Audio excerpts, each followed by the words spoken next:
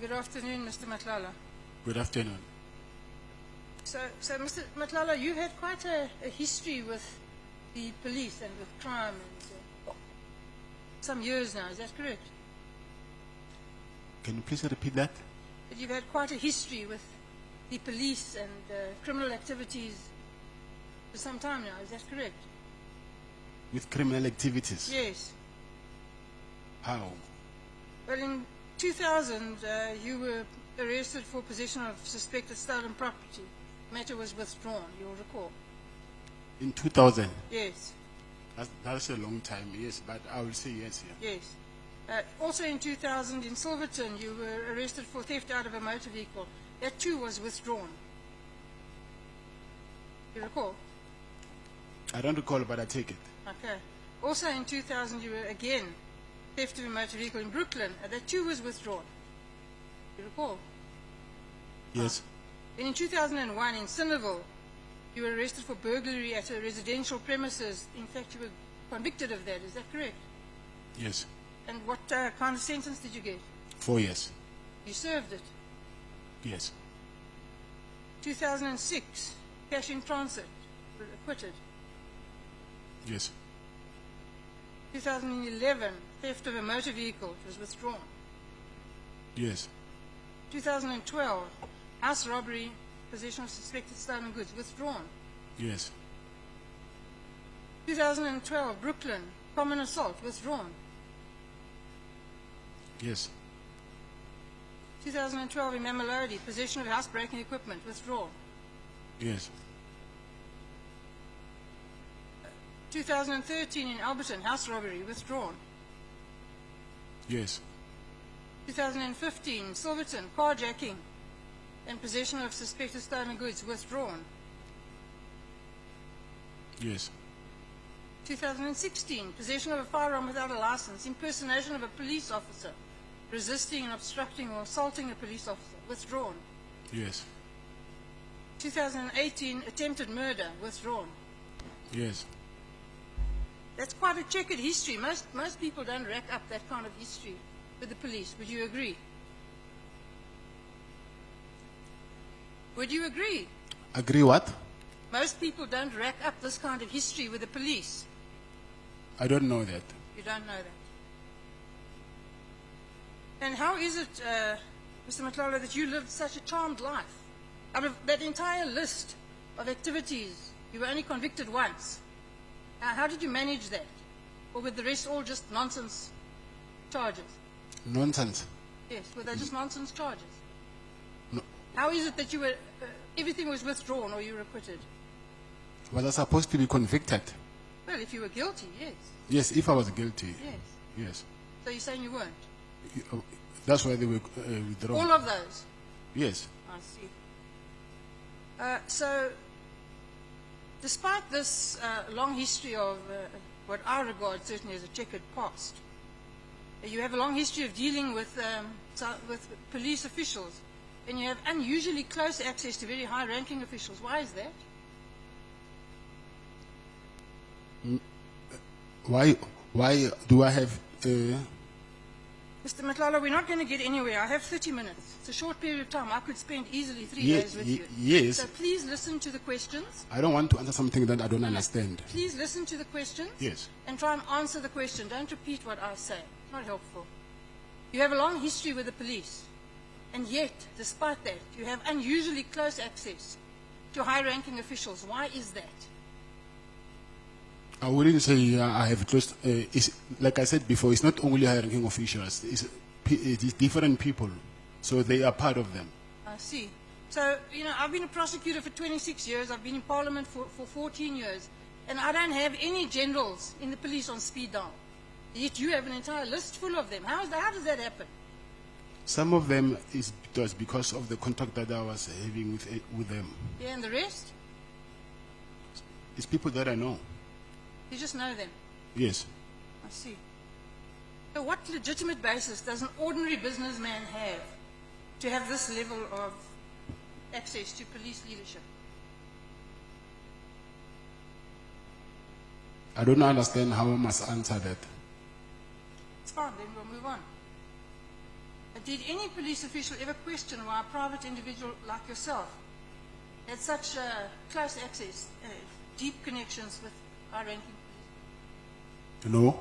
No. They took it as quite natural. I said no. You currently hold a license for all the firearms, your personal firearms. Yes. How many? Personal firearms. Yes. 4. What kind? 9 millimeter and All a of, all of them. no, 9 millimeter and a shotgun and a assault rifle. That's 3. 2 9 millimeters. And how did you get these licenses? You apply for them at the police station. Did you apply for them in the normal course? Yes. No favors? No. No money changing hands? No. You're quite sure? Yes, those firearms actually they've been. I think 2 or 3 times they've been. The police have took them and go and check how did I get those firearms. So I think 2 or 3 times. I see. See, most people in South Africa would struggle to get a firearm license with a previous conviction like yours, yet you had no difficulty. Unless it's a violent crime, I will agree. How did you manage to get a security company registered with your criminal conviction? With my what? Your criminal conviction. Yeah, but you're raising your voice now, so I Well, do you not keep- understand why you're raising your voice. You keep asking me to repeat myself, so I'm assuming you can't hear me. My criminal conviction was in 2001 and it's a 9 violent crime. Yes, that wasn't the question. The question was how did you get a security company registered with a previous conviction? That is an answer. A previous conviction that has nothing to do with violent crime, so there's no exception. I see. Now, the tender that you got from the South African Police Service was for the supply of which services exactly? With the SAPS, it was medical assessment Of whom? of the SAPS officials. You weren't a director of the holding company, is that correct? That's what you said yesterday. Yes. Did you disclose that to the police when you applied for the tender? No. So, would you agree that just on the face of it, and I haven't had time to go through all the documents, but on the face of it, that really closely resembles fronting, No, it doesn't. don't you? Would the company have been awarded the contract if the police had known that you were the effective contractor? It's Medicaid 2420. Who in the South African Police Service at that time knew that your entity would be performing the work?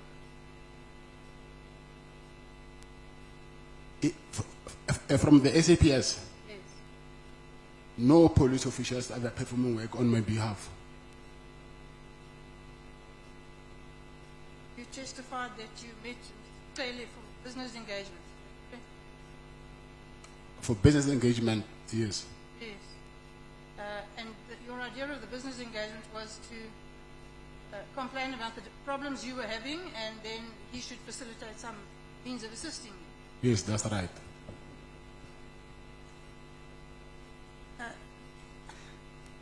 And is getting manicures part of your business protocol?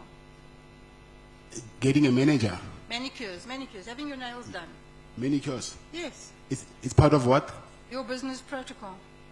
No, it's not. No. Is it not so that you and Mr. Taylor met on at least 5 occasions at Edge for Men in Menlyn, where you get your nails done, both of you? I've never met Mr. Taylor there. I see. And the 500,000 rand you say was because Taylor asked for it, and it was in return for him having facilitated getting rid of the difficulties that you were having. So getting rid of the harassment and sorting out your problems that you were having with the police. Is that correct? Did I understand you correctly? I said to you that after he helped me, he said to me, I must give him money because he also helped me. I didn't say I gave him money because of he helped me. He the other way around. No, no, no. I accept that's what you say. But you asked him for assistance, he gave it, and then he asked for money Yes, that's true. in return for that assistance. Yes, that's true. Yes. What do you think that is? Is that a business relationship, or is it just being good friends, or? I will say he's returning a favor. It's returning a favor. Yes, I will say that. So you were returning the favor. Yes, according to him, yes. I see. And you don't think that's corrupt? No. So you don't think that Mr. Cele interfering, using his position in the police, to interfere with police processes, make them go away, and then when he does that, you pay him $500,000. That's not corruption. Yeah, from his side, I will say it's corruption. But not from yours. No. You know that there are two parties involved in corruption. There's a corruptor and a corruptee. Yes, I agree. Okay, well, I'm telling you, in my view, in this situation, you're the corruptor. Okay. Why would any businessman just casually hand over $500,000 to a senior police official? Why didn't you report him? To who? To the police. The same police that are harassing me. Well, there are many police. I'm sure the entire police force wasn't harassing But you. there is only one national commissioner. Okay. So you paid to make your problems go away. Of course. Yeah. And I'm sad to tell you, Mr. Matlala, that is corruption. You call these payments facilitation fees. Of course. Yeah. A euphemism for corruption. Do you agree? No, I don't. So the lease on the property, the hospital property, you got the lease, you then got the contract, and then you complained the police were not giving you enough work. Why were the police under an obligation to give you work? It's part of the SLA. And what was that arrangement? What work were they supposed to give you, and how much? From all different work streams, from medical assessment to incapacity leave, injury on duty, any work stream that they have, wellness. And who promised you this stream of ongoing work? Is the SLA itself. And what in totality was this contract going to be worth? 360 million. How much did you get of that? I'll say maybe 50 million. 50. Yes. So, you know, what other streams of income do you have apart from this contract? Security. Yes, and what do you earn, just generally speaking, from that? It's not the same. It depends on how many clients you have. No, well, that's why I say generally speaking, just a ballpark figure. So maybe 2 million Is that a month, a year? a month. I see. So you're quite generous. You know, you give away quite a lot of money. You bankrolled Cele to the tune of $500,000. You bankrolled the ANC's party on the 8th of January. Again, you must surely feel this money. I for the January 8th thing, I think I explained that why I had to give that money. Yeah, I'm not suggesting anything about the reason. I'm saying normal people would feel that money. Nobody just hands out that kind of cash. Even myself, I felt it. To the prejudice of your family, you're just handing out cash to corrupt policemen and the ANC for the birthday party. Chair, can I call him? And my apology to Honorable Breytenbach, but I have a very serious problem with a sentiment or an assertion that says that Mr. Matlala's money was used to bankroll the ANC January 8. Mr. Brown Mohoti cannot and will never be the ANC. So to say the ANC was bankrolled because the money went to Mohoti is simply to reduce the ANC to an individual who had whatever kind of a relationship with Mr. Matlala. And we don't think as the ANC that is a correct appropriation of what we have understood to have been a relationship between Mr. Matlala and Mr. Mokgotsi.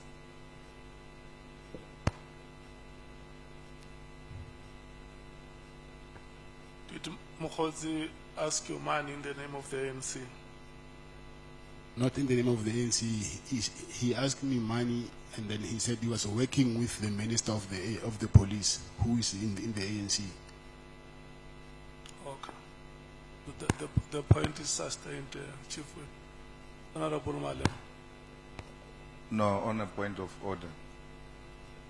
Mr. Matlala made an allegation that money was sourced to pay for people to go to the January 8th celebration of the ANC. And what the Honorable Breytenbach is doing is testing that evidence. And you cannot restrict her, because we want to arrive perhaps at a conclusion that the money was for Mokgotsi or was for the ANC. So it can't be that when we are now testing the evidence that was led here, January 8th is of the ANC. People were paid transport, accommodation, and all of that, including buying table in the dinner of the ANC. So we're testing if this money is to benefit of the ANC. So we are now at a point of testing the evidence. We're not at a point where we can say we have now concluded that the money was from Mokgotsi. It can't be. We're testing that evidence, and the ANC was mentioned in the evidence in chief. Yeah. I think the witness has said it, honorable members, that he did not give the ANC money. He gave money to Mokgotsi, who said he was working with the minister.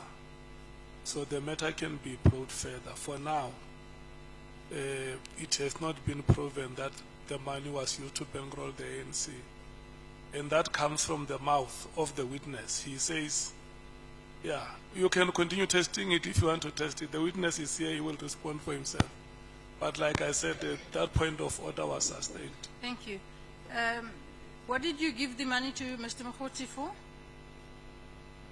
Said he wanted to entertain his friends and book them flights and accommodation. For what? Flights and accommodation. For what? For the To go January where? for the January 8th celebration. And what is the January the 8th celebration? I think it's the celebration that the ANC hold every year. Thank you. So,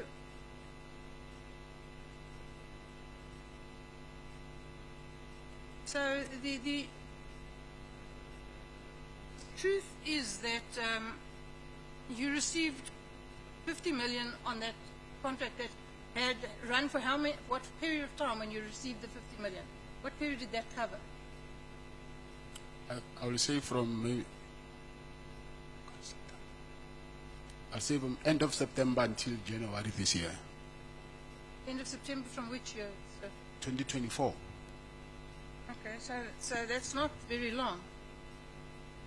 It's a short period of time with quite a lot of money. Would you agree? It depends on the kind of work that you're doing. Yes, well, I'm asking you, it's a lot of money, in my view, for that short period of time. So what was your profit margin on that 50 million? 30%? 30%. Yes. Handy.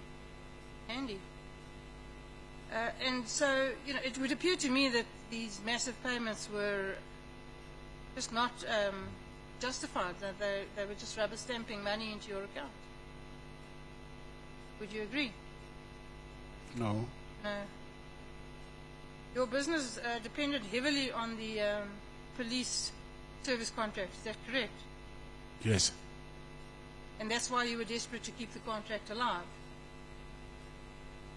Yes. And went to such lengths to get people to intervene, to make sure the contract wasn't cancelled? Yes.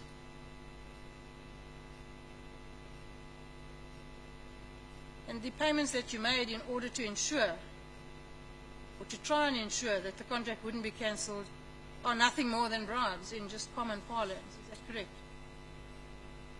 No. No. So what do you think a bribe is? A bribe. Yes. I know what a bribe is. Tell me what you think a bribe is. A bribe is a bribe. Is to Yes, tell give, me how a bribe works. is to give someone money in exchange for a favor. Yes. Isn't that what you did? No, it's not what I did.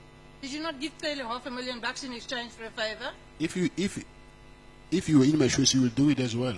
No, that's not the question. The question is that not what you did? Did you not give Taylor $500,000 yes, I gave him for money. a favor? That's a bribe. I was not bribing him. You were. You're in denial, but you were.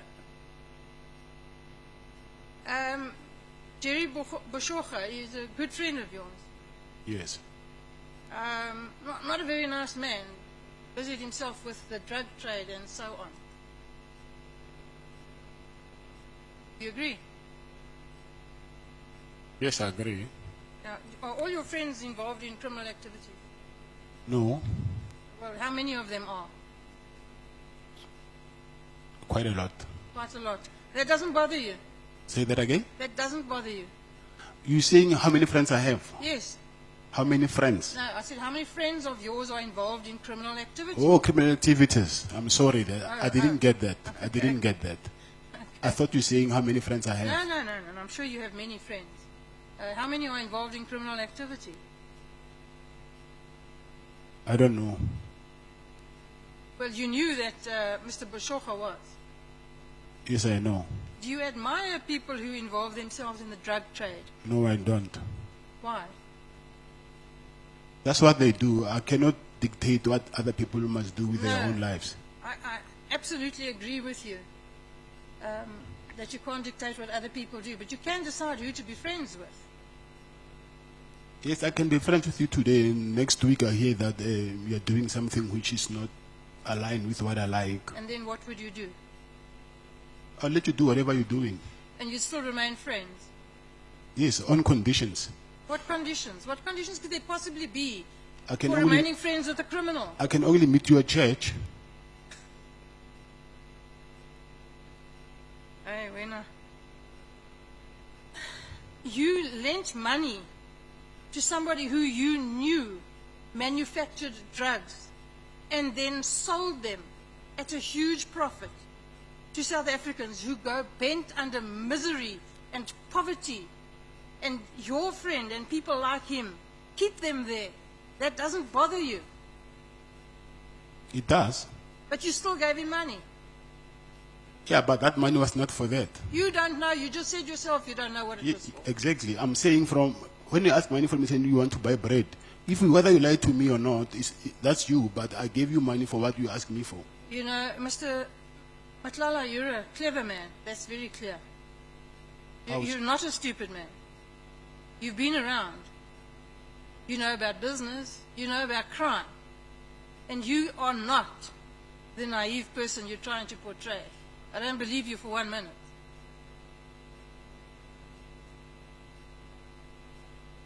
Now, have you ever heard anything about Mr. Boshocha again? Where is he? I don't As know. far as I'm aware, he hasn't been heard of again. Yes, I don't know. And what happened to his business? I don't know. And what happened to the money he still owes you? Not been paid. Yeah. Yeah. Very suspicious. That whole thing is suspicious. Does it not rouse your suspicions? This disappearance.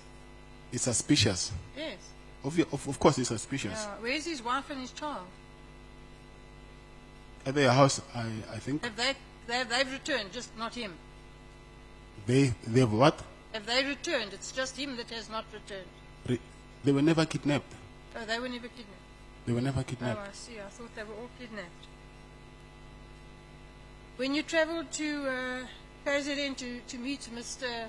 Taylor, you go in a convoy of 6 or so cars with up to 14 men, you say. Yes. Well, unless you're an incredible show-off, what is the necessity for that? I'm in business. I'm advertising my business. Okay, so are all those cars branded? No, they're not. So then how do you advertise your business? They've got number plates. They've got number plates. Yes. Are they branded? No, they're not. Okay, well, then you'll agree with me that makes no sense. It makes quite a lot of sense. Okay. Do you travel in blue light convoys with this paramilitary style convoy of yours? No, I don't. You used to To do what? travel with blue light convoys? No. Yes. And how did you access those blue light convoys? I never used blue lights. Never ever. Yes. So anyone who says you did is a liar. I'm not saying it's a lie, but I'm saying I've never used them. Okay. The protection that you supplied in Ekurhuleni, you supplied protection to the municipal officers, I think.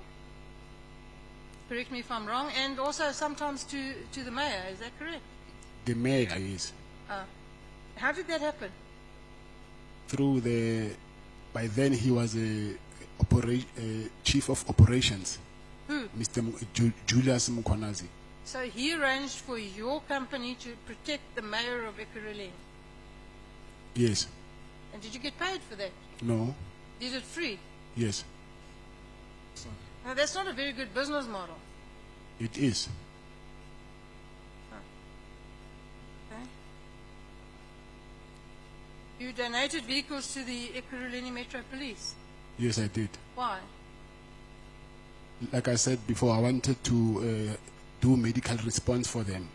So I did that as to show good faith. Yeah. How many? Vehicles? Four. 4 vehicles. Yes. What kind?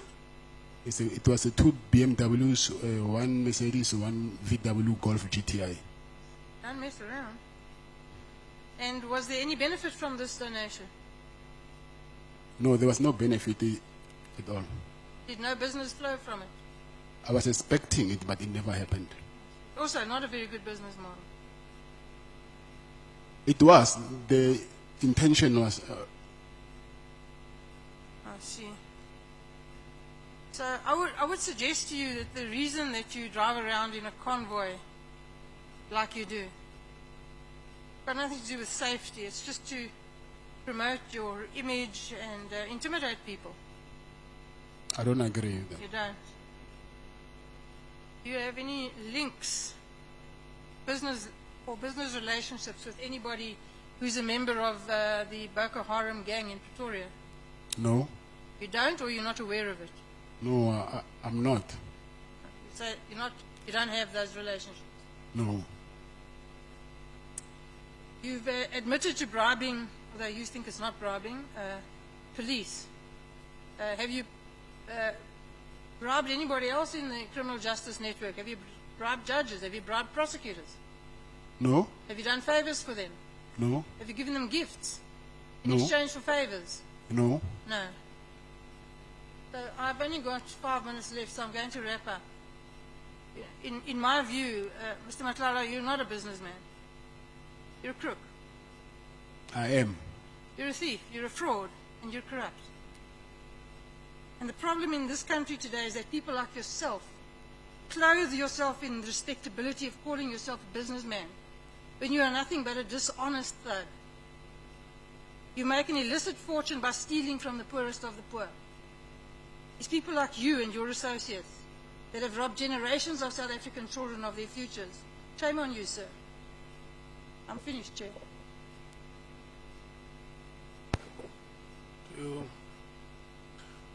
Mr. Matlala, do you have any comment to make on the statement? I don't have any comments. No comment. No.